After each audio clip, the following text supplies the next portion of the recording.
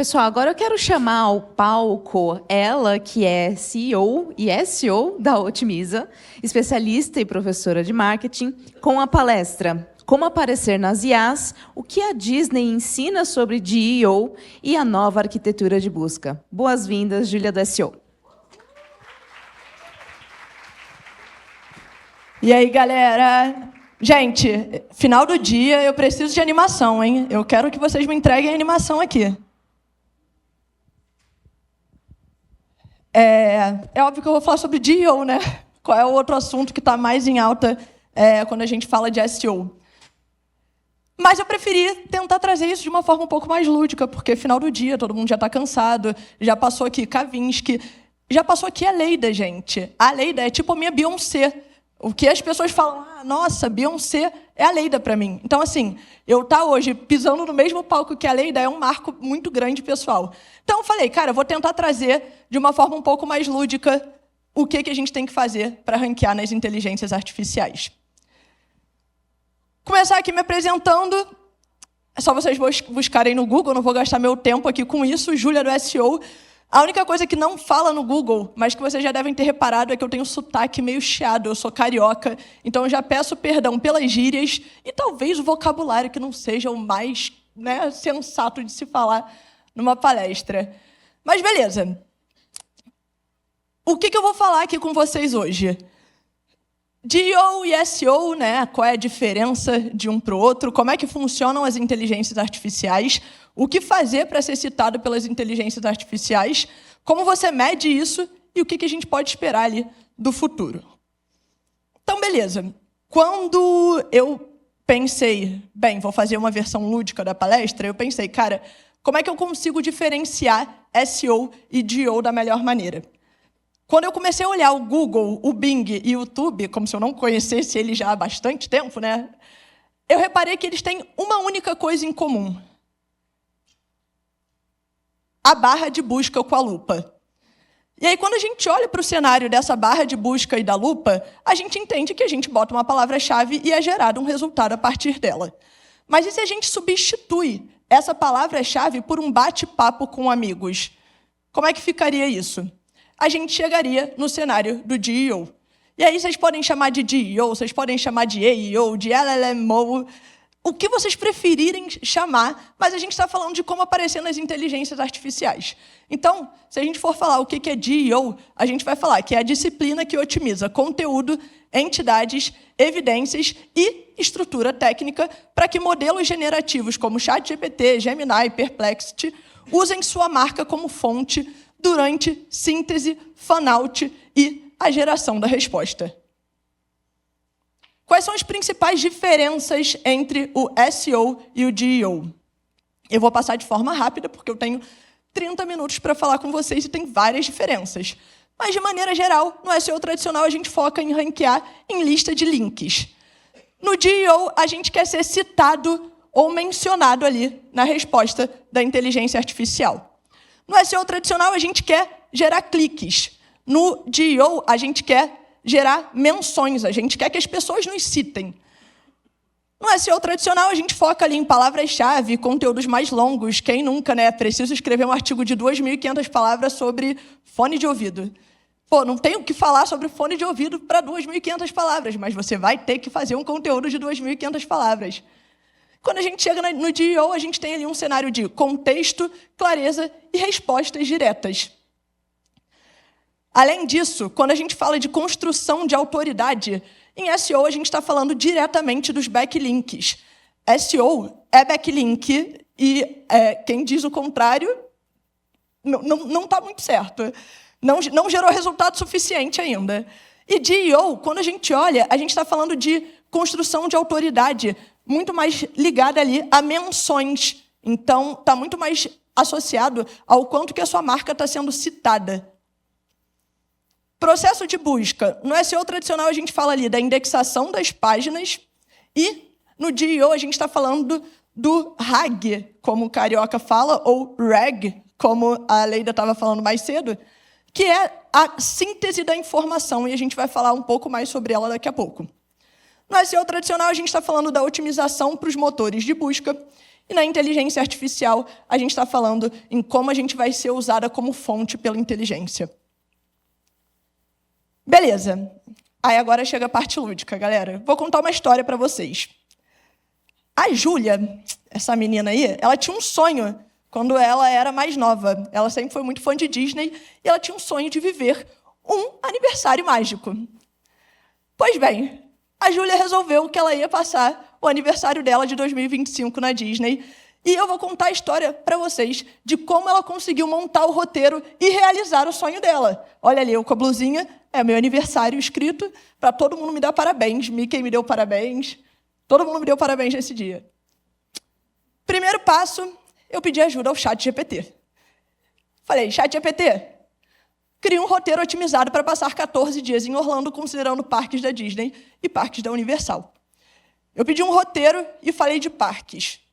Ele me entregou o que eu posso jantar, o que eu posso comprar, se eu tenho que fazer check-in no hotel ou não. Ele começou a me entregar um monte de detalhes nesse roteiro. E aí, o que ele fez para ele chegar nesse monte de informações? Primeiro, ele foi buscar quais eram os melhores dias e horários e lugares para eu conseguir ir. Segundo, ele buscou reviews no TripAdvisor. Como é que ele fala para mim que eu tenho que almoçar ou jantar em tal restaurante? Porque ele pesquisou isso por mim. Terceiro, ele buscou quais são as atrações mais relevantes e comentadas nas redes sociais. Por exemplo, a primeira vez que eu rodei esse prompt, e eu realmente fiz isso para montar o meu roteiro, ele não falou sobre o Epic. E aí, não sei se todo mundo sabe, Epic é um novo parque da Universal, que abriu tem pouco tempo. Ele não tinha ido até a internet buscar. Eu falei, opa, tá faltando informação aí. Ele voltou lá e ele fez a busca e trouxe o Epic junto. E, por último, e aí o Kavinsky de manhã falou muito bem sobre isso aqui, mas ele vai entender quais são as repetições da palavra-chave Orlando com outras palavras-chave.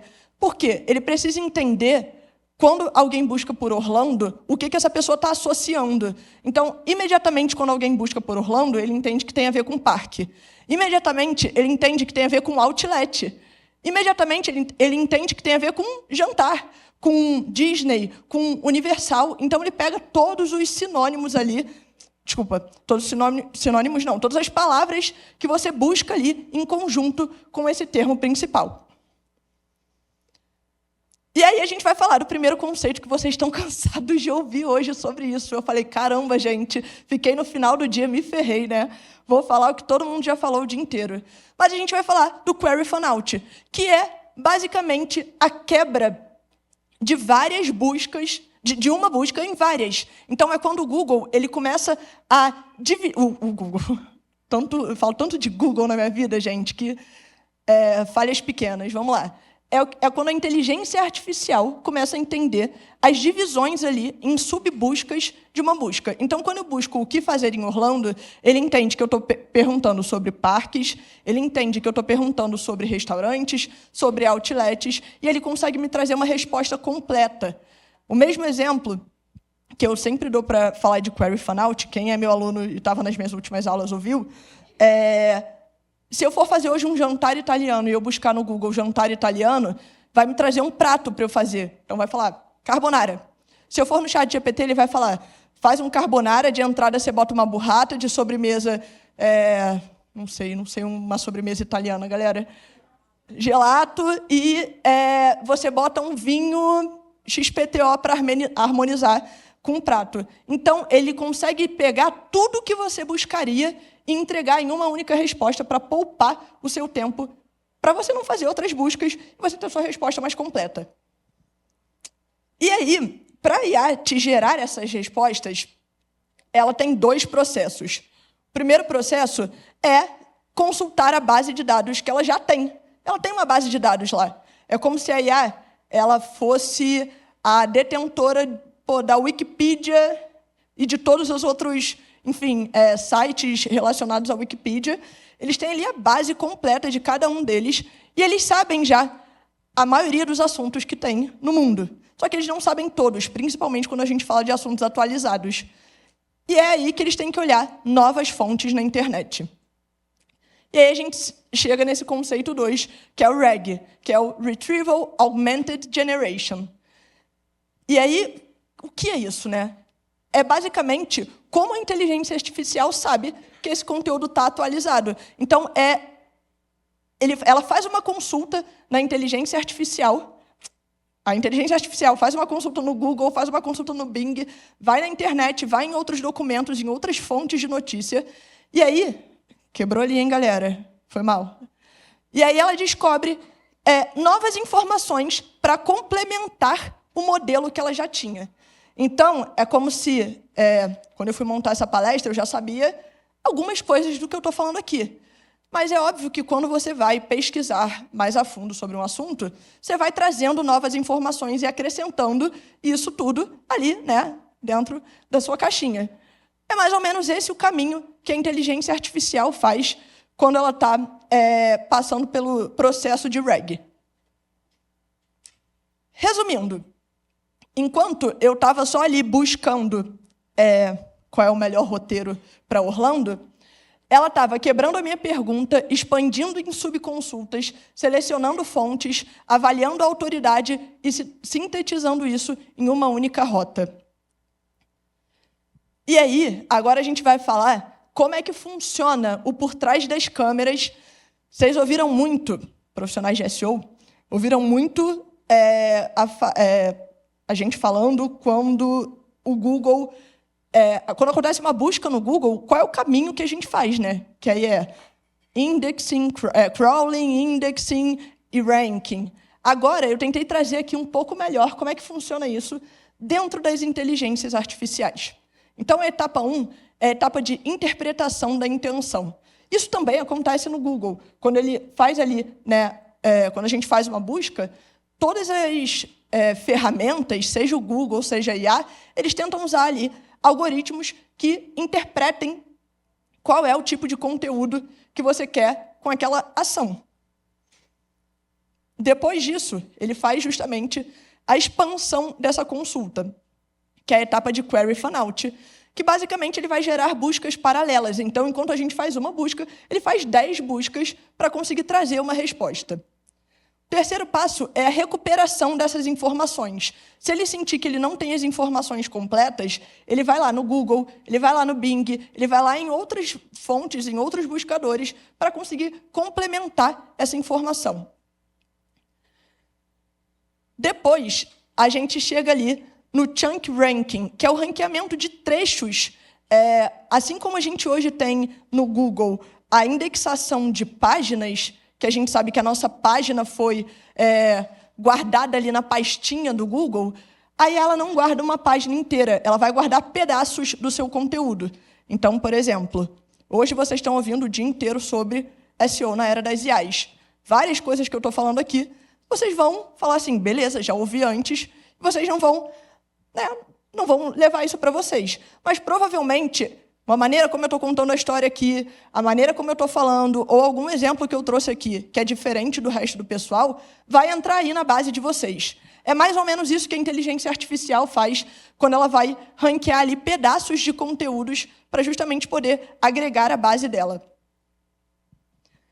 Quinto passo aqui é o peso da evidência. E aí entra o pilar de EEAT. E aí eu até tenho um e-book no final dessa apresentação que vai ter um QR Code para vocês virarem meus leads e eu mandar qualquer comunicação para vocês sem tentar vender nada. Imagina, a gente não faz marketing. E aí, quando eu estava estruturando isso, né, o e-book, eu comecei a pesquisar muito sobre essa questão da entidade e eu falei, cara, seria muito... não quero me antecipar ao Google, mas hoje eu vejo o EEAT como um triple EAT. Eu acrescentaria o I de entidade, porque hoje você precisa ser uma entidade para você ser reconhecido pelas inteligências artificiais. Eu vou mostrar um pouco mais para frente também como é que a Disney conseguiu isso, óbvio, além de ser o maior parque do mundo, né? Mas o fato é, a Leida, por exemplo, se vocês buscarem hoje no Google o nome dela, vocês vão ver que ela é uma entidade. Como é que ela construiu isso? Autoridade. Ela falou aqui que faz SEO desde 2007. Gente, em 2007 eu ainda estava no ensino fundamental.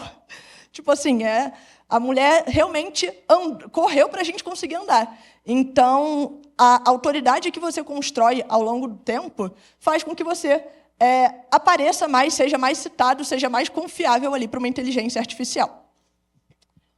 E aí, né, o sexto ponto é a síntese. Ela gera aquela respostona lá, super completa, cheia de informações para a gente. E aí, o último passo, ela traz ali a seleção de citações. Quando a gente faz uma busca lá no ChatGPT, vocês veem que aparece lá a citação, qual foi a fonte que foi usada. E aí, ele traz isso aqui como última etapa. Então, se eu fosse organizar... Eu não sei por que o 6 e o 7 ficaram zoados. O 4 também ficou, galera. Desculpa.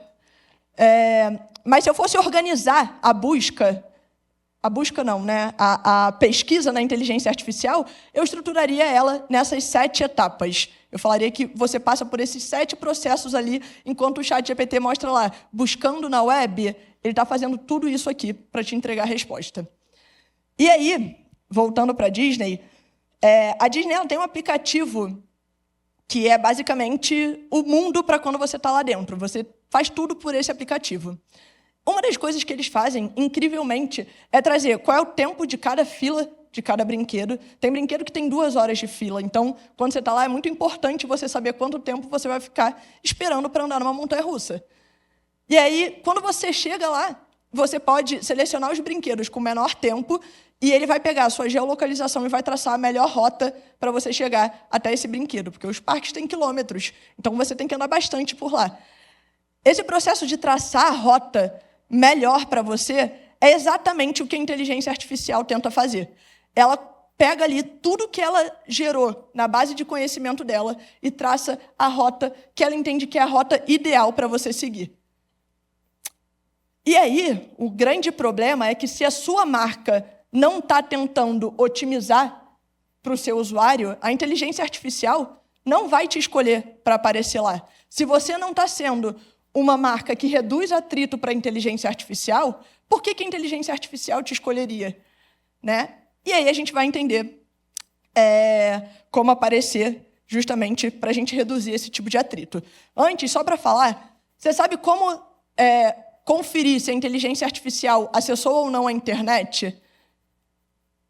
Quando você faz uma busca, por exemplo, qual a melhor data para viajar para Orlando, e ela dá esse tipo de resposta aqui, sem nenhuma fonte, sem aparecer aquele buscando na web, e você pode até perguntar para a IA, ela mesma vai falar.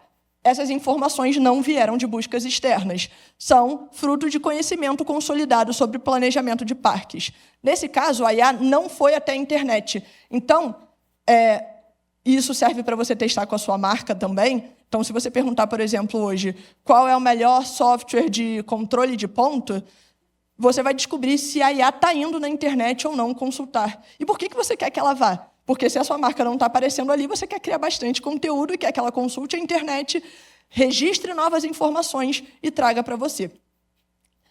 Então, ela mesma fala, são um compilado estruturado do conhecimento do modelo sobre os parques da Disney. O modelo ele já tem isso retroativo. E aí, o que eu fiz? Eu falei, tá bom, eu quero trazer, então, coisas sobre hoje para mostrar. Quando eu pergunto ali, qual o valor do dólar hoje, aparece buscando na web. E aí eu sei que está passando pelo processo de RAG e que ela está indo até o Google, até o Bing, e aí por isso a importância da gente também ranquear no Google e também ranquear no Bing, porque ela vai estar lá buscando as informações. Outra forma de você descobrir é quando aparece a fonte. Quando ela traz uma fonte, significa que ela foi até a internet para justamente fazer essas buscas. Beleza. E aí agora, como é que a gente faz para aparecer no GEO, né? Tenho 10 minutos, vamos lá. Tem uma missão aí.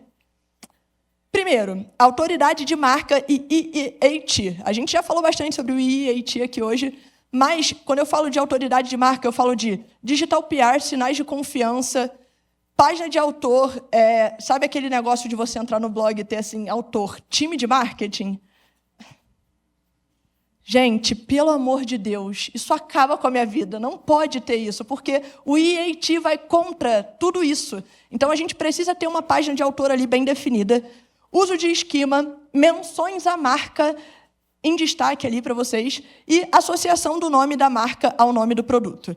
E aí eu trouxe um exemplo. Quando eu boto aqui no ChatGPT qual é o melhor parque de diversões do mundo, e vocês veem que o ChatGPT não buscou na internet, porque não tem nenhuma fonte aqui, ele fala que o Magic Kingdom é considerado o melhor e mais icônico parque do mundo. E aí, quando eu vou no Google e busco ali, com o AI Overviews, que vai na internet pesquisar, ele fala que em 2025 o Europa Park foi eleito o melhor parque. Como é que a Disney aparece lá como o melhor parque do mundo? Construção de autoridade. Todo mundo que fala parque de diversão pensa imediatamente, instantaneamente na Disney. Isso não acontece com o Europa Park. Alguém aqui conheceu o Europa Park? Como é que esse cara ganhou o melhor parque do ano? Eu não sei.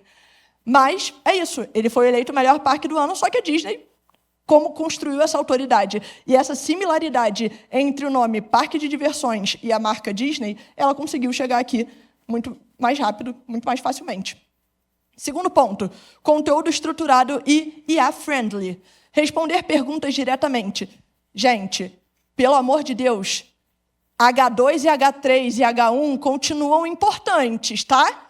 Não vamos deixar de usar H2 e H3 no nosso conteúdo. Vamos combinar aqui, tá bom? Responder perguntas diretamente, parágrafos curtos, headings claros, tá bom? Headings definidos, H2 e H3 definidos, de preferência respondendo perguntas dos usuários, listas e tabelas, dados com fontes, citações de especialistas, esquema de FAQ, article e how-to. Não sei se vocês repararam, o esquema está em todas, hein, galera? Eu queria dar um destaque aqui para o esquema. O esquema está em todas. Esquema é a sensação da IA. E aí, quando eu boto aqui, o que fazer em Orlando em outubro de 2025? Ele traz aqui uma lista, justamente, com base em perguntas que foram respondidas diretamente. Então, ó, quando eu abro esse conteúdo da Orlando Magazine, eu vejo que ele traz exatamente quais são, diretamente ali, os eventos. Você não precisa mais encher linguiça. Você não precisa mais fazer 2.500 palavras num artigo. Você precisa trazer o que importa e responder o que importa para o seu usuário. Terceiro ponto, Topical Authority. Construir autoridade de tópico também foi falado bastante aqui hoje. E não é porque você é uma marca pequena que você não consegue construir autoridade de tópico. Você vai se aprofundar muito em um assunto específico. Você vai construir pillar pages, topic clusters, fazer linkagem interna e responder perguntas em cada etapa da jornada do seu usuário. Quando você bota, por exemplo, melhores agências de viagem para ir para Orlando, To Orlando Viagens aparece ali em primeiro. Eu estou buscando agência de viagens. Quando eu busco melhor lugar para comprar ingresso, aparece de novo aqui To Orlando Viagens. Por quê? Porque eles só falam sobre Orlando. Não é à toa que o nome deles é To Orlando. Então, eles construíram essa autoridade. Como é que a gente fez a mesma coisa lá na Optimiza com a Cetim? A Cetim é uma incorporadora de imóveis aqui de São Paulo. Como é que a gente fez ela ganhar do Zap Imóveis, do Quinto Andar, e passar de grandes players que falam também sobre imóveis, só que no Brasil todo? Construção de autoridade de tópico. Se hoje você busca bairros de São Paulo, está a setinha ali, ó, no AI Overviews. Se você bota Zona Oeste de São Paulo, está a setinha logo abaixo da Wikipedia. Como é que a gente faz isso? Falando muito sobre São Paulo. A gente falou de todos os bairros que são relevantes para a marca. A gente falou de todas as zonas. A gente trouxe todas as informações e fez uma incorporadora que tem menos de 10 imóveis sendo vendidos, ultrapassar Zap Imóveis e Quinto Andar, que tem algumas centenas de milhares, talvez milhões, não sei, de imóveis. Acessibilidade técnica. Robots TXT com regras claras para IAs. HTML semântico. Evitar bloqueios de JavaScript. Uso de LLMs TXT. Gente, falaram um pouco sobre isso hoje. É a polêmica da vez. Funciona ou não funciona? Eu não sei, mas vocês vão ficar de fora? Eu não vou ficar de fora. Se falaram faz, eu faço. E esquema markup. Dados estruturados, mais uma vez aparecendo por aqui. Eu vou trazer já um exemplo para vocês de como é que a gente implementou toda a parte técnica e a gente conseguiu o resultado. Quinto passo, distribuição multimodal e multiplataforma. A gente viu a palestra do Will agora há pouco falando sobre redes sociais e a gente viu o quanto que diferentes formatos estão aparecendo no Google, estão aparecendo nas IAs, estão aparecendo em todos os tipos de conteúdo. Você hoje fazer uma otimização de imagens, que a Amanda também acabou de falar que é o básico, né, para a gente poder ter acessibilidade no site, SEO para YouTube, conteúdo adaptado para diferentes formatos e redes, e presença ativa em redes sociais como LinkedIn e Reddit, que servem de conteúdo ali para indexar também, que eles estão aparecendo cada vez mais, isso é construir o seu SEO multiplataforma. E aí, por exemplo, quando a gente busca quais são os melhores restaurantes para jantar em Orlando, todas essas fotos aqui vêm do site do camarada. O camarada foi ali e fez uma otimização muito bem feita do site dele para conseguir trazer aqui. Beleza. Tenho 5 minutos ainda. Como a gente fez a Wake crescer 500% em inteligências artificiais nos últimos meses e como a gente mediu isso? A gente também viu mais cedo hoje que as IAs pararam de crescer. Mas você não precisa parar de crescer nas inteligências artificiais. Você quer ganhar cada vez mais fatia das IAs, porque elas podem agora estar estagnadas, mas elas são futuro e a gente tem que estar lá também. Então, como é que a gente fez a Wake crescer 500%? Só dando um contexto, a Wake é uma plataforma de e-commerce e CRM. Eles começaram com a Optimiza em janeiro. A gente assumiu a manutenção completa do site em abril, e todo mundo aqui que trabalha com SEO sabe o quanto é difícil implementar coisas. Então, a partir de abril, ficou tudo muito mais fácil para a gente. E a gente implementou todo esse guideline que a gente falou aqui com vocês. Começamos ali em janeiro. Eles chegaram em novembro a ter até mais resultado ali no ChatGPT. Desculpa, aqui são todas as IAs. Eles chegaram a ter mais resultado aqui em novembro. E aí, em janeiro, a gente começou. A gente pegou ali a atualização de conteúdos e a gestão do site a partir ali de março para abril. E, em junho, a gente fez a implementação de dados estruturados específicos para cada uma das páginas, diretrizes no Robots.txt, trouxemos LLMs TXT, fizemos todas as modificações técnicas, e esse foi o resultado aqui. Então, não é que a IA não está crescendo nos últimos meses, é que ela não está crescendo para quem não está focando a estratégia em DEO. E como é que a gente mediu esses acessos aqui que as inteligências artificiais geraram? Combo maneiro, Looker Studio e Google Analytics. Qualquer ferramenta, SEMrush, como aparecer na IA, a ferramenta que mostra se você é citado pela IA, qualquer coisa dessas, não funciona, gente, porque a IA é personalizada. Teria que ter um dado de amostragem muito grande, teria que ter milhares de testes para você chegar ali numa média interessante de quantas vezes você aparece. Não é o que essas ferramentas fazem uma busca, veem se você aparece e dizem, aparece, não aparece. Então, para medir hoje, se vocês têm tráfego de IAs, esse é o combo aqui. Looker Studio, o GA4 é um caos para mexer, todo mundo sabe. Leva isso para o Looker Studio, pega ali um tipo de gráfico, propriedade de série temporal, você vai botar qual é a fonte, você vai botar ali dimensão, ano e mês, e vocês vão trazer ali, óbvio, a gente botou aqui sessões, a gente pegou o gráfico de sessões e botou aqui, incluir um filtro de origem mídia da seção que contém ChatGPT, Perplexity, Gemini, Piriri, Pororó. Fomos trazendo cada uma das IAs aqui, fizemos esse filtro, e aí foi esse gráfico maneiro aqui que vocês viram.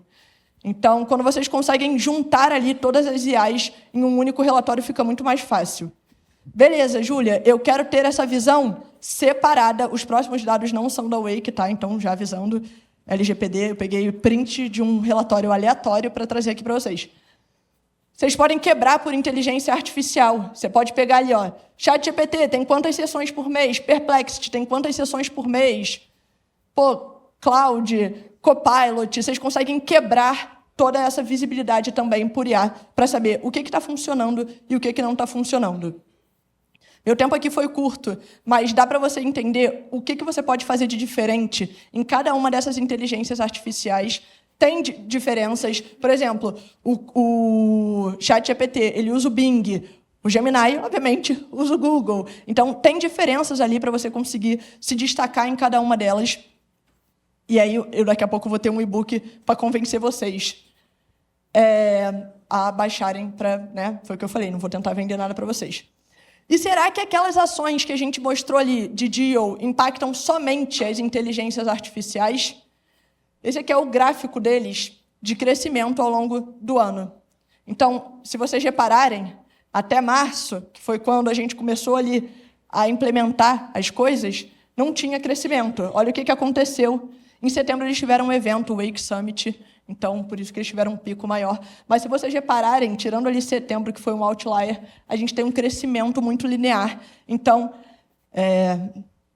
fechando a rodada de polêmica, gente, SEO é DEO. Então, se você fizer um bom SEO, você vai fazer um bom DEO, você vai conseguir colher fruto em ambas as frentes. Então, para finalizar, vire fonte, vire evidência e vire entidade. Eu diria que a palavra-chave da vez é entidade. Se você quer ler mais sobre como ranquear nas IAs, se você quer saber um pouco mais sobre todas essas pesquisas que eu tenho feito, eu escrevi um e-book, tem quase 60 páginas. Eu escrevi, gente, viu? Deu trabalho. Então, por favor, faça um download.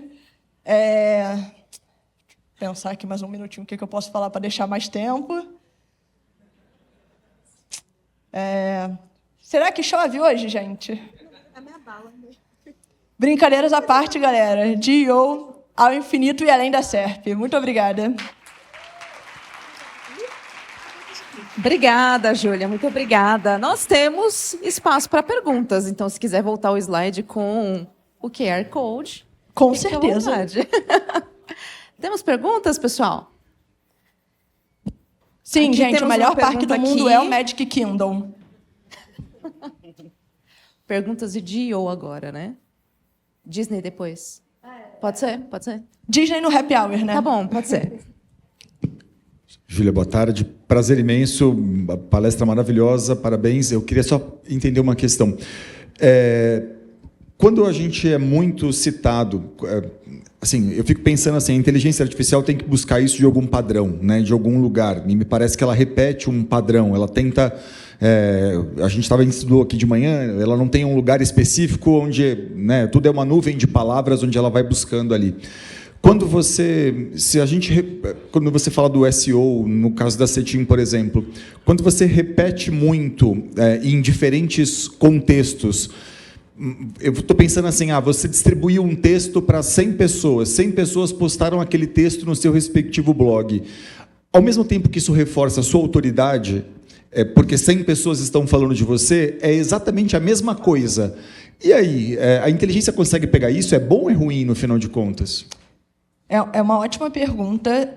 Para SEO, eu diria que é bom, porque vai estar gerando o mesmo backlink, né? Então, o foco ali, quando você faz isso, pelo menos quando eu faço isso, que é, né, uma matéria ali soltada por Digital PR, eu estou gerando vários backlinks diferentes, de vários sites diferentes para a mesma palavra-chave. Então, de certo ponto, é ótimo. Mas uma estratégia que a gente tem feito aqui é mandar notícias diferentes para portais diferentes. Eu não quero que todos os portais publiquem a mesma coisa, porque vai ficar parecendo que foi a mesma matéria replicada, né? Quer dizer, vai ficar parecendo... Não, vai ter sido isso, exatamente. Então, o que a gente faz cara, eu mando uma matéria para esse portal, e aí, vamos supor, a gente está usando um dado de mercado que eles têm, e aí a gente está trazendo esse dado que é super relevante, eu vou contar essa história diferente para vários portais de notícia, para vários grupos ali. Então, eu tenho vários releases diferentes para uma única informação. E aí, isso faz ficar diferente, cada portal vai ter a sua forma ali também de contar a informação, e aí eu vou ter mais chance da IA pescar conteúdos diferentes sobre o mesmo assunto. Então, isso é uma coisa que tem funcionado bastante com a gente. Temos tempo para mais algumas perguntas? Uma? Mais uma?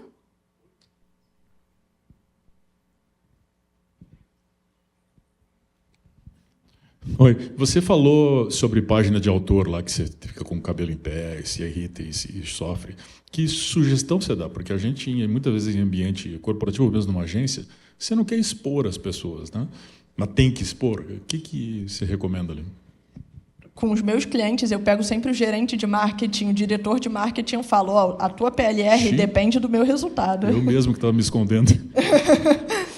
O que a gente faz é isso, a gente pega alguém que já está na empresa há muito tempo, às vezes até o próprio dono, dependendo do tamanho da empresa, se não ficar muito irreal, botar o dono lá escrevendo um artigo de blog.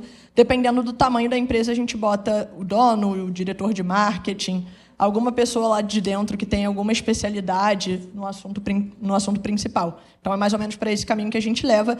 O grande importante é ter uma página de autor. Tipo, é muito... Como é que o Google vai... Eu estou falando sobre o mercado imobiliário, por exemplo, voltando no exemplo da Cetim. Como é que eu vou passar credibilidade se é o time de marketing que está escrevendo um conteúdo sobre o mercado imobiliário, sobre investir no mercado imobiliário? Não tem como eu passar credibilidade dessa forma. Pode então, ser um mascote? Uma persona? Pode ser a Magalu, sei lá. Não ficaria bom também. Uma pessoa real, com link... Eu falo ali também que a página de autor tem que ter link para as redes sociais, tem que ter essa autoridade construída. Eu iria para esse caminho, é um caminho muito mais assertivo para gerar resultado. Tá bom, obrigado. Obrigada, Júlia. Obrigada, Júlia.